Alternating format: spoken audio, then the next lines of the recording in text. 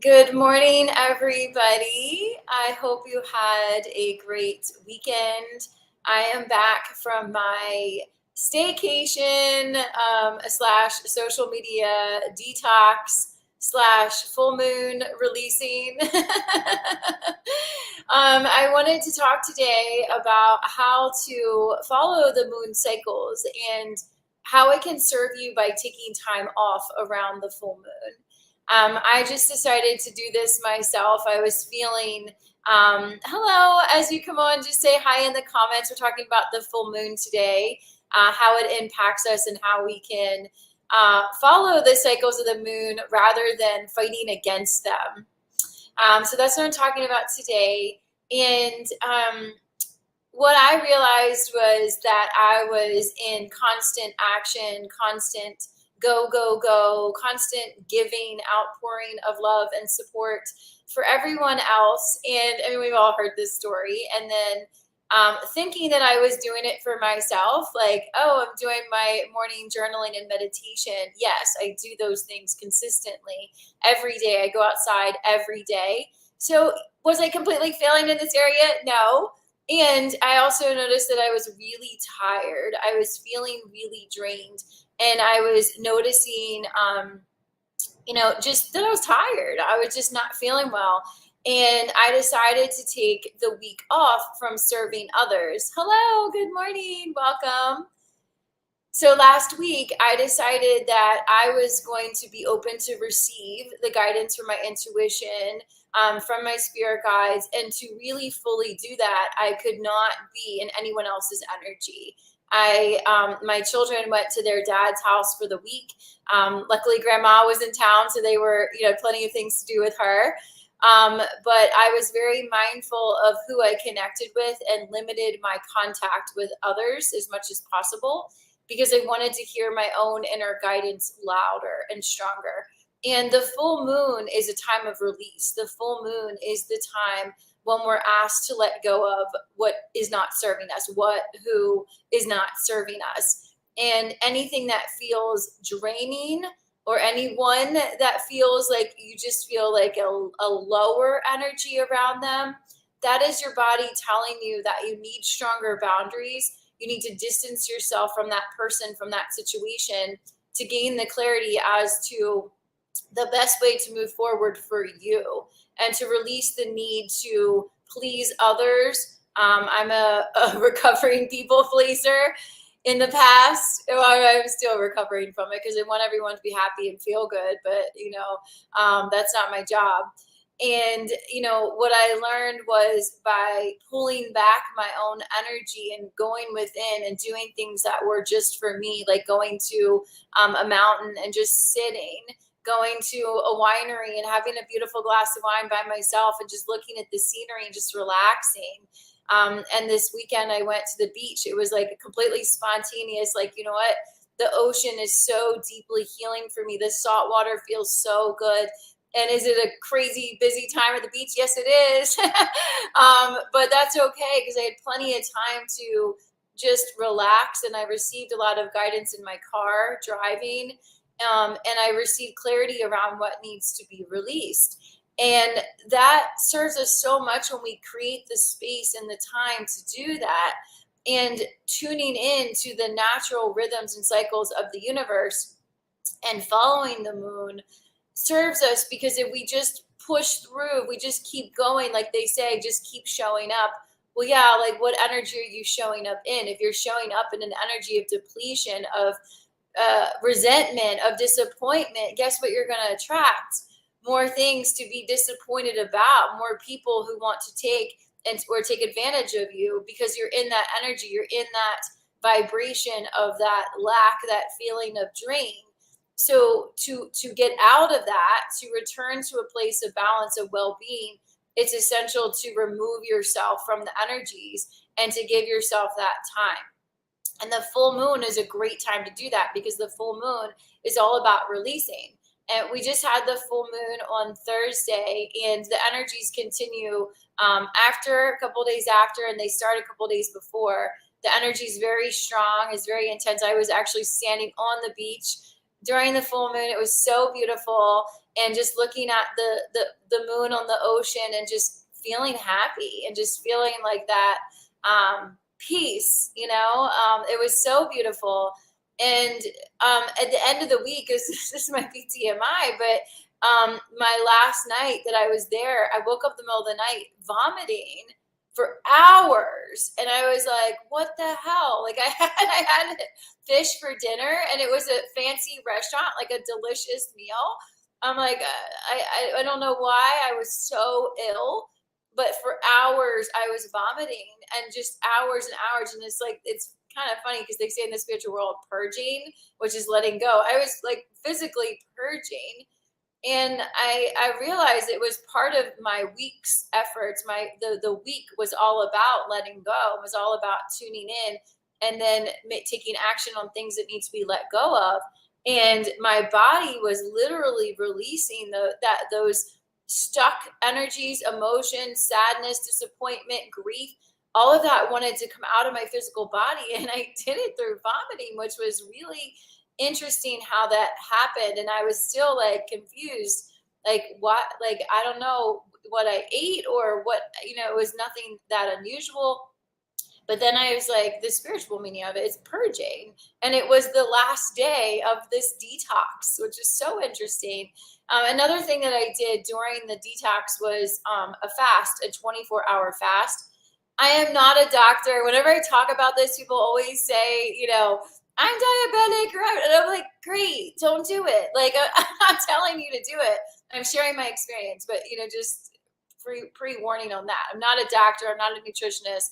Always seek medical, counsel whenever you decide to do anything, that's out of your routine or something that changes your diet, obviously. But in my experience, fasting for 24 hours is very beneficial to me. And I feel that the day that I do it, I just take it easy. I stay in bed, I read, I journal. I did actually go swimming that day. Usually they don't recommend like exerting a lot of energy, like exercise. I went for like a gentle swim. And then afterwards, I just kind of rested. I read my book, I chilled out. I didn't talk to anyone really. I was very quiet. And then the next day, I was able to eat again the next day after 24 hours of fasting. And I just drank water for 24 hours. I know sometimes I do bone broth soup as well, but I didn't have any and I was too tired to go to the store. So I just drank water all day. And then the next day, my mental clarity is so freaking sharp and my creativity just floods through me. And I finished up my marketing materials for my speaking career, which was something that has been on my to-do list. And I'm like, I know this is where I'm being called. I know I'm meant to be on stage in front of thousands of people. I absolutely know that my soul was like called there. And I had it on my list, and I was doing things for everyone else, not taking the time to do what I really want to do, which was to complete these marketing materials. So the day after my fast, all the clarity came through, all the ideas, and I woke up at 5 a.m. and just wrote them all out, sent them off to my designer, my editor, and got it done, and it's like when we give ourselves the space and time to create and to tune into ourselves and to be really honest about how we're showing up in our business, in our relationships, if it's from a place of overgiving, getting curious about that, rather than blaming other people like, oh, they just want to take from me, or they don't understand me, or whatever your story is. How can you reclaim your power in your own life? Why am I choosing to show up this way? What am I getting from overgiving? And that's something I had to investigate too. And I was listening to all these TED Talks on my way home from the beach. And I was like, oh yeah, I resonated so much with that. The craving of the praise, the craving of the, you're so beautiful, craving of you're so talented, you're successful, like craving that. And now really tuning into why and how can I stand in my power without those things, without the need from anyone outside of myself to tell me anything about myself, and to depend on anyone or anything else to validate my worth. And how can I stand in the knowing of my worth and my divinity without anything on the external, without mattering how much money's in my bank account, what my body looks like, if I have a partner at the time or not, what my clients are telling me, without needing any of those things, seeing those things as beautiful expressions of love and as bonus, but not as necessity to knowing your own worth and value yourself first. And yesterday I was so ill, just literally purging, sick. And I don't want to say sick. I didn't even really feel sick. It was just like stuck energy in my body that wanted to come out. And this morning I just woke up with such clarity, such action oriented, usually the day after you're vomiting, you're tired. I'm not at all. I actually feel very, I feel clear. I feel determined. I feel focused. I feel like I know the direction I'm going in. And I'm in a complete state of trust. And that comes from giving myself the time first to do the releasing, to create the space for the creation as well.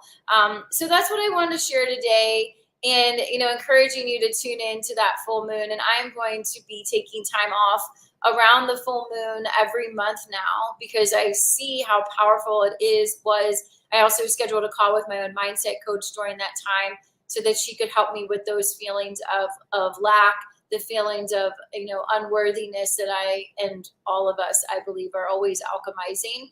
And alchemizing is about transforming them into love, basically. That's what alchemy is. But yeah, so the next full moon is, let's see, so we just had a full moon on the 11th. The new moon is August 27th, and that's a really great time to start something new, to launch something new in your business, to make some kind of announcement. So August 22nd or 27th is the new moon in Virgo. And then we have the next full moon on September 10th. So that week of September 10th, I am going to do the same thing I did this past week, which was to turn myself off to the outside world, to detox myself from social media, to detox myself from email, or anything that feels draining to me sometimes, to give myself that permission to just take a step back from those things so that I could gain the clarity on my own soul's path and what is wanting to transpire next.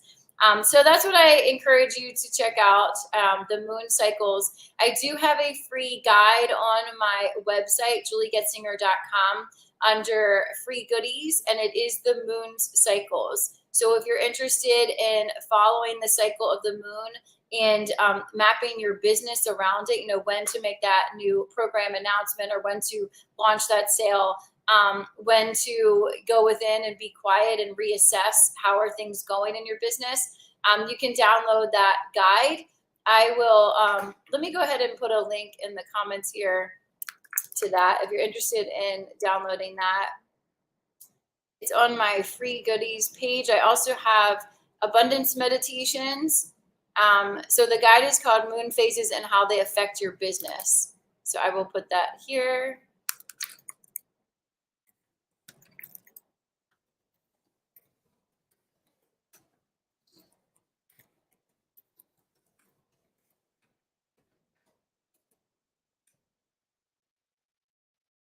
Okay, so if you're interested in following the cycles of the moon, I just put that link in the comments, so you can download that.